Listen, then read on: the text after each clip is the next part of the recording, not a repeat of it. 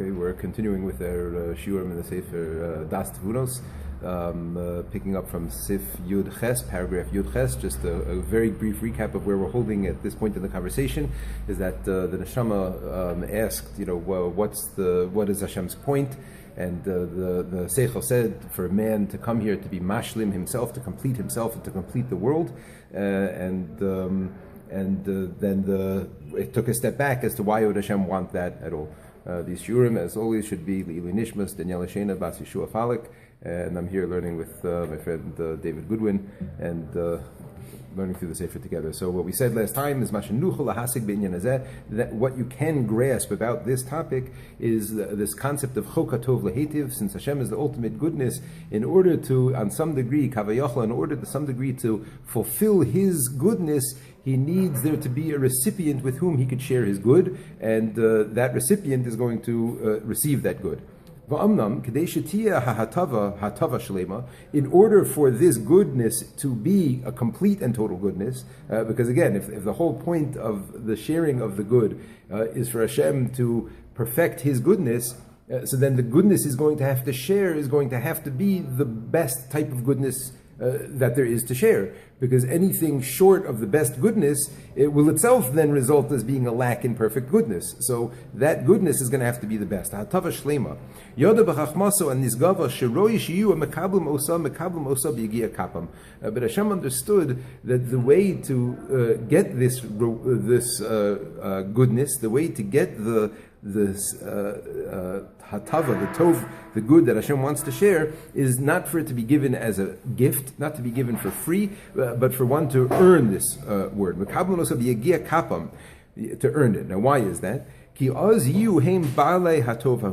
then they will be masters of that good. And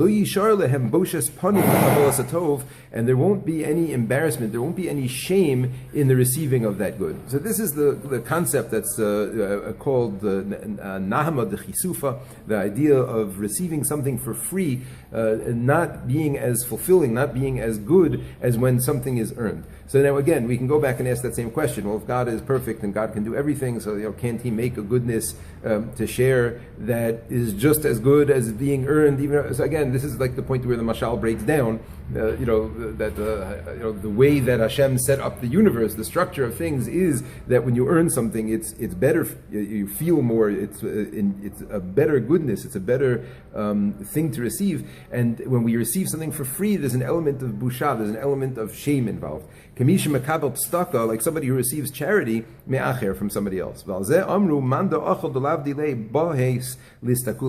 person who benefits from something that's not his, so he's ashamed. He's ashamed to look the person in the face. Now here the Daas Tevunos, he writes this reason having to do with shame and the busha.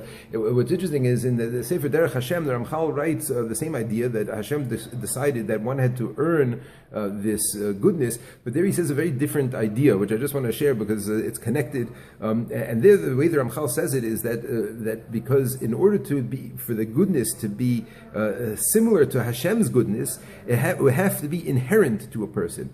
And not external, not given on something on the outside, but something that was actually a part of me, because just like Hashem's goodness is integral to Him, inherent to Him, so to speak, so the goodness He would want to share would have to be a goodness that would end up being inherent and integral to me.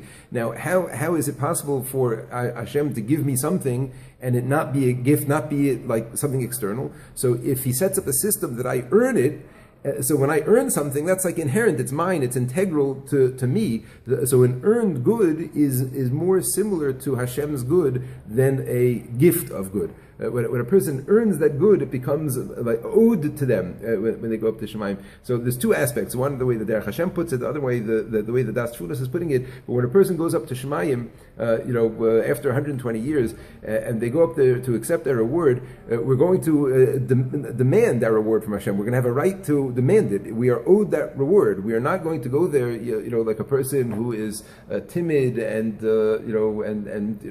may I please have something? No, there's going to be, millions of spiritual dollars, whatever that is, that closest to Hashem, whatever that is, but it's going to be earned. We're going to take it proudly, and this is what the Sefer write, with our heads held high, not with a sense of shame. That's what he says.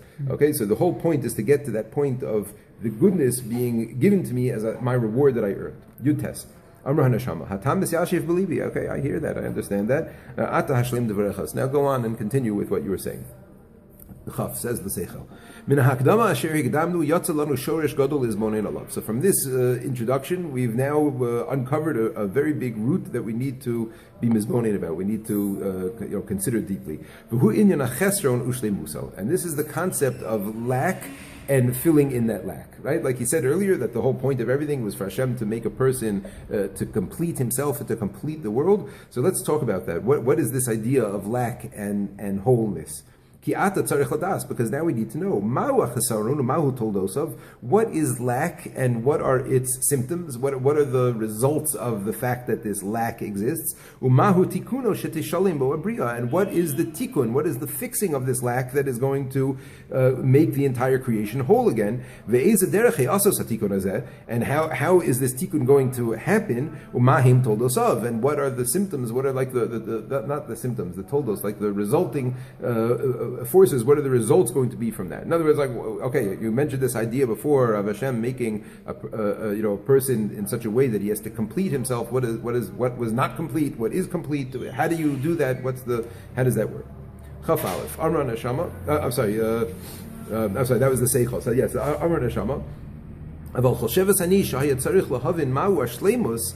So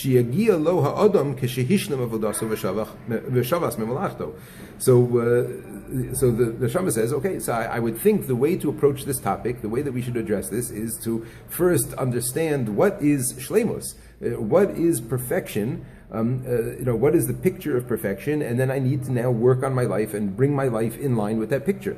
Yeah, let's think about mahu shleimus sheyagia lo ha'adam k'sheyishlam avadasu v'shevach na'av sha'az novin l'mafreya kol zeh she'izkanu. Because when you show me the picture of perfection, I will be able to retroactively understand, what's lacking and how did it get filled in. Let me see the picture. Let me see what it means. This is obvious. That which a person reaches, what they achieve in the end, is what they were lacking in the beginning. So show me a picture. Show me a picture of what the shleimus is. Let's talk about the shleimus. Let's paint the picture, and then I'll know everything else. Yeah. And I'll see that picture and I'll say, oh, you know what? I don't have that aspect of shleimus, so now let me work on getting that. You said very good. However, hashleimus nuchol lahavin oso ata bechlal v'lo befrat. Now the seichos is a very important point here.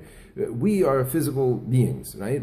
The shleimus, this hatava, this goodness, this shleimus that we're referring to is not a physical shleimus; it's a spiritual shleimus, a connection to Hashem, etc. Like we'll see.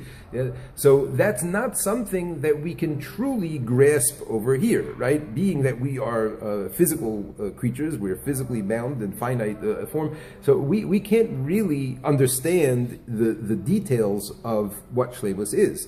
But knowing in general what the concept of shleimus is, we will be able to go back and understand the specifics of what chisaron is. In other words, we can't paint a picture of what shleimus is, like what the neshama was saying, and then see what's lacking. We can only understand bechlal, in a general sense, what the concept of shleimus is. It's going to explain all of this, yeah, and then we can understand what the lack is. Because every aspect of chisaron is a lack of that shleimus. Let's just continue and we'll see where he's going with this. Chav Gimel.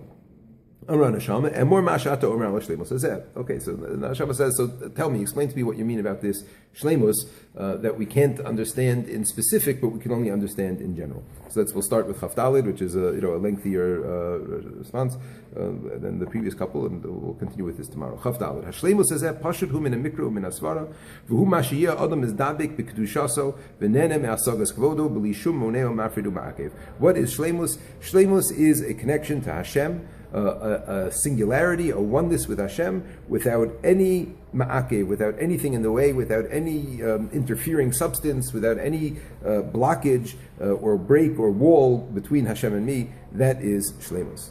Okay, Mirz Hashem will continue next time and see where he develops it.